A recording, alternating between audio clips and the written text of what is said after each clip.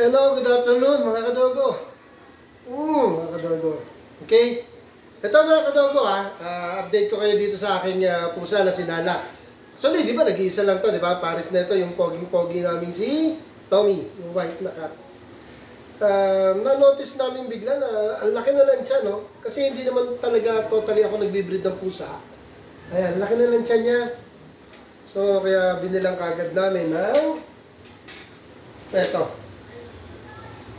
Para sa nagbubuntis na pusa, ang aso. Para siyempre healthy. Kasi ang pusa medyo hindi siya mahilig sa mga tubig. Pero eto, mga kadogo, ginagatas ko to araw-araw. So, may sarili siyang gatas. Saka cat food. Kasi ang laki na ng tiyan niya, oh. Kailangan medyo healthy to. At para pag nagde-develop yung mga kita niya sa tiyan, healthy rin. Para paglabas, healthy lahat. Actually, lahat ng mga anak nito puro healthy, di ba? Nakaraan, di ba? Naubos kagad, 3 sila. Ubus kagad, nabenta kagad. Di ba? Ayan. Siya naman ngayon ang mga pure Persian cat.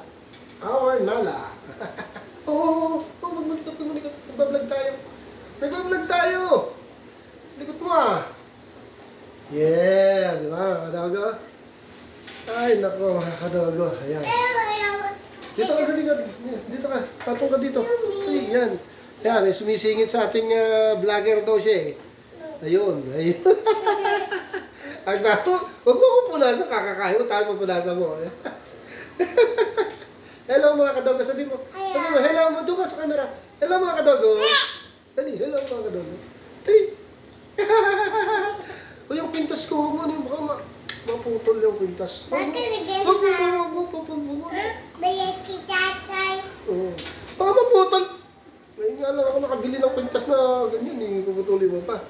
O yan mga kadogo Ay, nagwawala na. Dito na lang mga kadogo. Nagwawala na itong pusa namin. Sige na. Bye-bye mga kadogo. Bye-bye mga kadogo. Ganun. Bye-bye mga kadogo. Ganda-ganda ng pang-opo ko Bye-bye. Update na lang po. Bye-bye. Thank you for watching.